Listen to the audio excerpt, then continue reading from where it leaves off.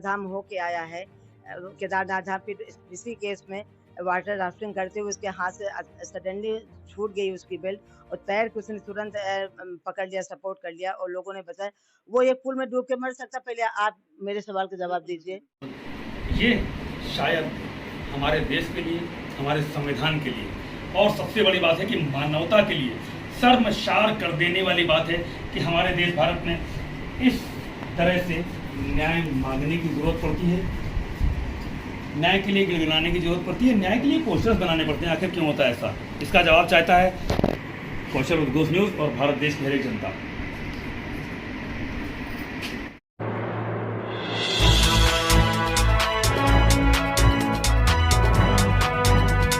नमस्कार, मैं पवन त्रिपाठी, कौशल उद्घोष न्यूज़ से।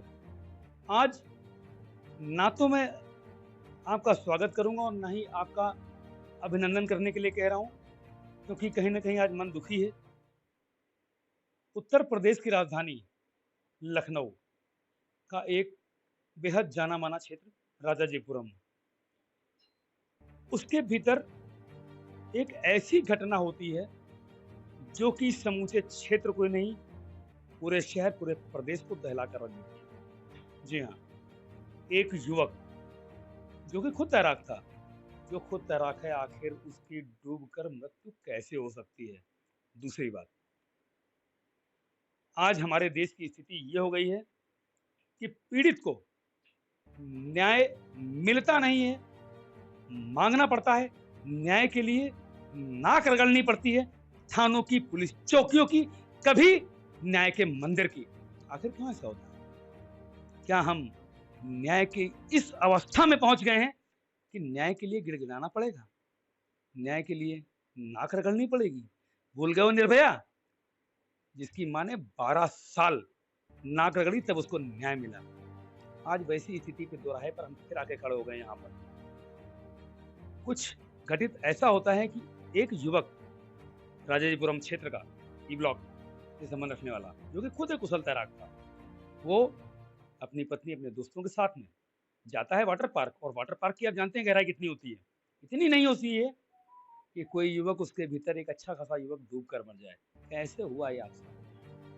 और इस घटना में भी अगर जांच के लिए और अपराधी को सजा दिलाने के लिए अगर न्याय मांगना पड़ता है, न्याय के लिए नाक रगड़नी पड़ती है, न्यायालय के आगे एक बुजुर्ग और बेबस मां अगर चक्कर काटती है, तो कहीं ना कहीं हमारे और आपके लिए डूब मरने की बात है, कलंक की बात है।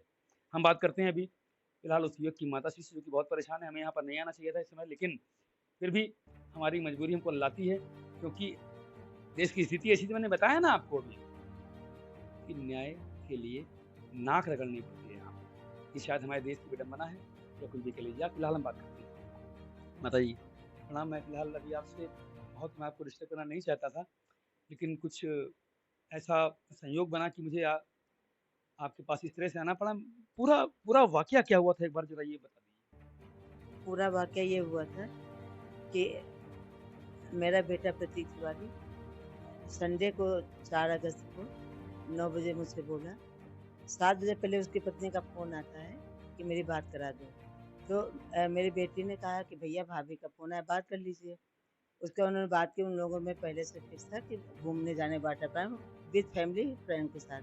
4 मेरे बहू के फ्रेंड थे, उनकी पत्नियाँ थीं और उन्हीं की फैमिली थी उनके साथ। तो वो 9 बजे घर से निकला। मुझसे बोल के निकला, मम्मी मैं जा रहा हूँ और कल वापस आऊँगा, तो रात वहीं रुकने का प्लान है। मैं बोली ठीक है। पूरे दिन मुझे कोई खबर ही नहीं थी, क्योंकि मैंने सोचा वो गया अपना घूमने-फिरने। अपना शाम को 6 बजे मेरे पास मेरी बहू की माँ का फ़ोन आता है कि दीदी भैया तो वो मोना, यानी मेरी बहू का फ़ोन आया है, मोना का फ़ोन आया है कि भैया पानी में डूब गए। और वो रोने लगी तो हम एकदम से घबरा गए कि अरे! मेरे मुँह से बस यही निकला कि मेरा बेटा तो इतना अच्छा तैराक। हमने कहा हम लोग सानू कहते हैं। हमने कहा सानू तो इतने अच्छे तैराक थे, स्विमिंग आती उनको, तो डूब कैसे? आप परेशान मत हो और ये बताओ वो हैं कहाँ? तो कह लगे, वो उन्होंने बताया कि वो सरोजनी नगर अस्पताल में हैं। हमने कहा ठीक है। हम वहाँ से तुरंत भाग के अपने पड़ोस में एक भैया थे, दिनेश तिवारी जी, उनके पास गए। बस हम वहीं एकदम पेपर निढाल से रोने लगे। हमने कहा भैया मेरी एक मदद कर दो। बोले ठीक भाभी बताओ। उनको जब मैंने बताया तो उन्होंने कहा आप पागल हो गए, वो इतना अच्छा तैर लेता है, वो पानी में नहीं डूब सकता है। हमने कहा भैया तो हम बहुत रोने लगे। उनकी पत्नी ने हमें जो पानी-वानी पिलाया, कहे पर आप परेशान ना हो, बहू को फ़ोन मिलाओ। तब मेरा दिमाग कुछ काम तो हमने मोना को तुरंत फ़ोन मिलाया। तो मोना ने फ़ोन उठाया और वो इतना रोए जा रहे थे, बस मम्मी आप आ जाइए, मैं बर्बाद हो गई, आ जाइए। हम नहीं, हम इतना सुन के घबरा। हम कहाँ है ये बताओ? तुम कहाँ हो? कहे ना हमें नहीं पता। हमने कहा सानू कैसे? हमने तुरंत यही पूछा। तो बोली मुझे नहीं पता उनको कहाँ ले गए, बस सब लोग कह रहे हैं कि उनके पानी बहुत डूब गए हैं और अस्पताल लेके गए हैं। हमने सोचा तो हमने कहा किस अस्पताल? बोली सरोजनी नगर। तो हमने दिनेश भैया से कहा भैया सरोजनी नगर चलो, बस हम वहाँ से निकल पड़े। वहाँ जब निकले तो रास्ते में मेरे पास फ़ोन आने लगे। पहले मेरी बेटी का फ़ोन आया कि मम्मी आप कहाँ हो? तो हमने कहा क्या तुमको पता है? तो कहे हाँ मेरे पास फ़ोन आया कि भैया ऐसे तो रोने लगी। हमने कहा तुम परेशान ना हो। तो कहने लगी मम्मी आप मेडिकल कॉलेज जाओ, वहाँ ट्रॉमा सेंटर जाना है। तो हमने कहा कि मुझे तो सरोजनी न कही नहीं। तो हम फिर वहाँ से रास्ते में फ़ोन आया तो हम मेडिकल कॉलेज के लिए चल दिए। फिर रास्ते में फ़ोन आते गए। हमने कहा भैया देखो मुझे कुछ नहीं पता, हम ट्रॉमा सेंटर जा रहे हैं, मुझे यही बताया गया। अब आप लोग जहाँ जो कोई हो, उनको लेके वहीं आओ। बस मैं ट्रॉमा सेंटर पहुँच गई भैया पौने 7 वात के करीब में। वहाँ पे इंतज़ार करते रहे। मेरा बेटा तो बाद में 9 पौने 9 के करीब में वो लोग मुझे दूसरे गेट से पता नहीं हमने कहा कहाँ है? सब मुझसे सच नहीं बोले कहाँ है, कहाँ है? कहीं यहाँ भर्ती कराया, वहाँ एकदम से जब मुझे लेके गए, तो जब वो पोस्टमार्टम हाउस देखा तो फिर तो मुझे बर्दाश्त नहीं हुआ।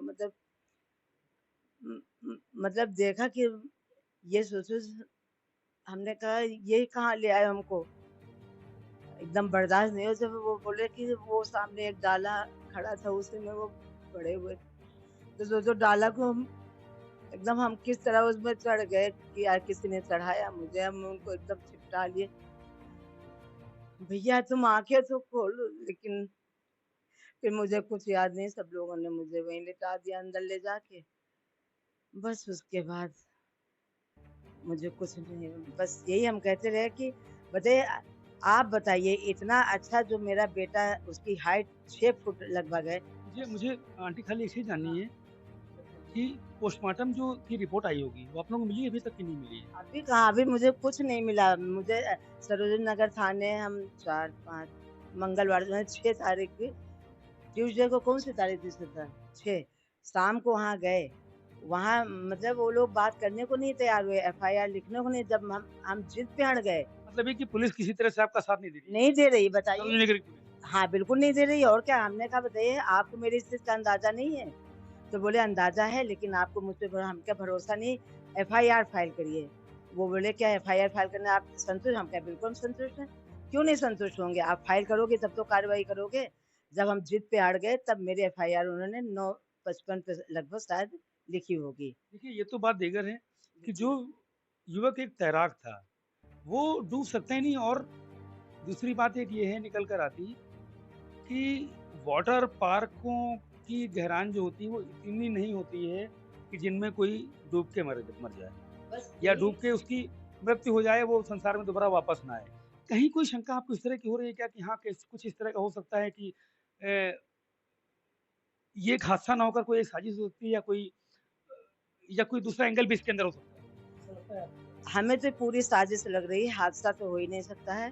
मतलब जो इतना अच्छा तैराक, मतलब अगर वो ज़रा भी फिसलता भी तो तैर, जब जो मेरा बेटा अभी 4 धाम होके आया है, केदारनाथ धाम, फिर इसी केस में वाटर राफ्टिंग करते हुए उसके हाथ से सडनली छूट गई उसकी बेल्ट और तैर के उसने तुरंत पकड़ लिया, सपोर्ट कर लिया और लोगों ने बताया वो एक पूल में डूब के मर सकता। पहले आप मेरे सवाल का जवाब दीजिए। बिल्कुल, मैं सहमत हूँ आपका। तो फिर ये तो ये बात मुझे किसी तरह भी हज़म नहीं हो रही है कि मेरा बेटा डूब के मर सकता है। ये तो सरासर मुझे साजिश लग रही। मुझे बस माननीय मुख्यमंत्री जी से, उच्च अधिकारियों से यही निवेदन करना है कि कम से कम सच्चाई का पता करके, दोषियों के खिलाफ उचित कार्रवाई करके, मुझे सच्चाई का पता चले कि मेरे अच्छा ये बेटे के बताइए साथ। मुझे कि जो लोग उसके साथ थे, जो उसके मित्र कहते हैं, जो भी मतलब जो आप बता रही हैं कि दोस्तों के साथ गया था, उन दोस्तों से आपका परिचय है कोई या उसने कभी बताया कि वो कौन किन दोस्तों के साथ जा रहा है? नहीं, आप परिचित हैं, परिवार में कोई परिचित है उससे? नहीं, उन दोस्तों से और उन मतलब जितने कैंडिडेट वहाँ थे, उनसे हम लोग बिल्कुल परिचित नहीं हैं, कभी मिले नहीं हैं।